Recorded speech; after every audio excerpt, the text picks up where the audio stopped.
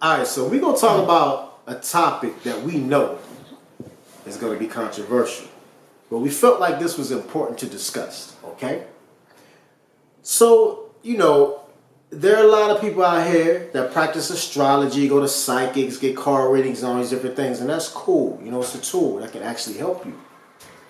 But the issue is when you lean too much on astrology, you lean too much on card readings, you lean too much on your ancestors to the point where you don't tap into your own creative power and follow your own intuition enough. All right?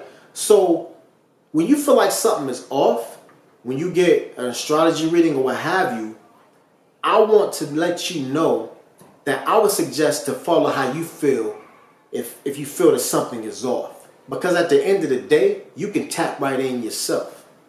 That's and fact. when you lean too much on all these psychic modalities, they become a crutch for you. All right? So you don't want to have crutches. Sometimes I'll go to an oracle or, a card reader or a psychic or astrologist. Sometimes if I'm blind in a certain area, I need some insight. I feel like I'm kind of like, I can't really see. Sure. But I'm not leaning on astrologists every day. Yeah. I knew somebody who would ask the astrologist every day, what color should I wear today? What food should I eat today? Yeah. When should I have sex? This is ridiculous. Yeah. When you lean that much on the psychic arts. So we have to start trusting ourselves more because we can get led astray because psychics and card readers and astrologists, some of them have unhealed trauma, and sometimes when they give you a reading, it may be filtered through their trauma. So they're giving you a murky aspect of what they're sharing with you. Everybody has the capacity to see. Everybody has the capacity to tap into that intuitive self. At the end of the day, we're all using the same thing, right? Some people may be used to it, and that's just like they've worked out, they've done the push-ups, they have a certain familiarity with it. But that doesn't mean that you can't do the same thing yourself. It's not that people are psychic and then some people are not. It's just that they have, whether in this lifetime or a past lifetime, worked on that particular aspect of their spirit enough to the point where it's functioning at a certain level. But you could do the same thing yourself. And so I always encourage people, you could go to a psychic, that's cool, but ultimately you shouldn't be relying on anybody else's eyes when your spirit has eyes. So use your eyes, and like I go into meditation, most of the time, most of the stuff that I need to know, I haven't gotten a reading in years. I'm able to see what's going to happen for the most part. And if I'm not able to see, I'm willing to trust what I can do to operate with wisdom.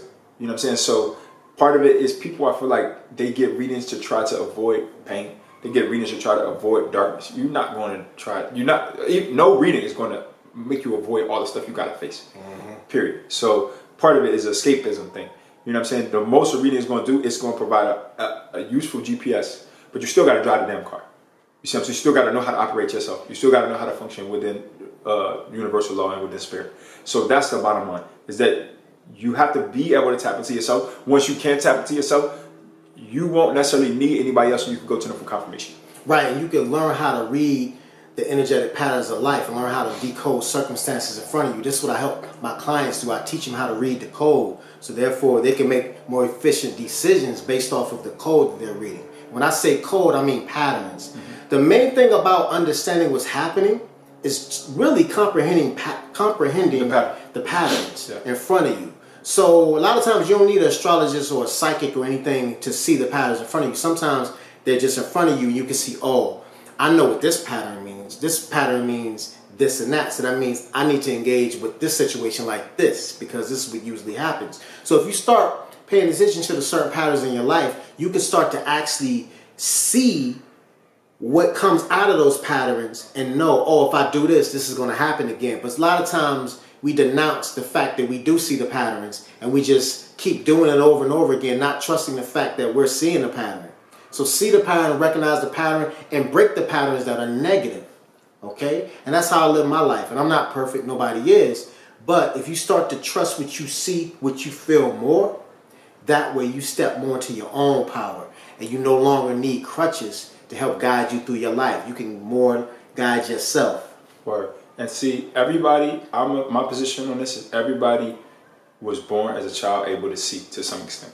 It's just that we forgot, so we unlearn how to see, or that we just don't know how to decode. You know what I mean? And so that's a lot of the reason why people go to other people. But ultimately, it's within you. So you can sit and you can dissect your whole thing with your own intuitive self through meditation, or you can do your own reading. You know what I'm saying? Learn how to read yourself, right? And so if you want to get readings often, do them yourself so that you are not going to somebody else. Why? Because you need to rely on your own power at the end of the day, right? It's never wrong with going to a psychic, but it's something right with you relying on your own power, right? So that's what we want to make clear about this. Because at the end of the day, it's still an external person. So you're still being external when you are going to a psychic or when you're going to an astrologer. You never know what's going on with that person.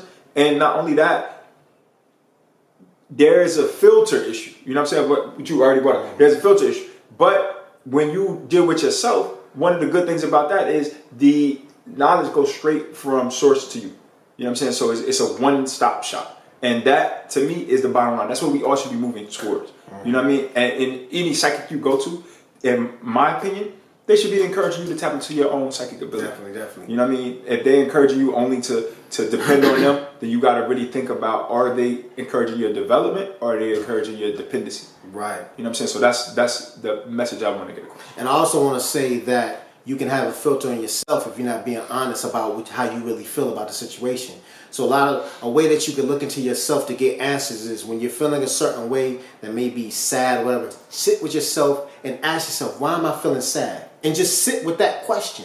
And I guarantee you, an emotion will come up that will show you a feeling, and you will be able to start to see what it is, what's going on, and get some kind of idea of what's going on inside of you. And that is the first steps of unraveling what's going on. Okay, but once again, if you're not honest with what you feel, now you're putting a filter on yourself, and you're not really seeing what it really is. So if you're feeling sad, you have to be honest with the fact that I'm sad. If you're feeling angry, you have to be honest with the fact I'm feeling angry. So if you're not honest with yourself, you'll never get the clarity you need to find out what's going on inside of yourself. So we just want to make that clarity because we feel like there's a lot of codependency going on, and we want everyone to know that you're powerful. And you can actually see if you take the time to develop your inner trust, your inner knowing, and your inner confidence.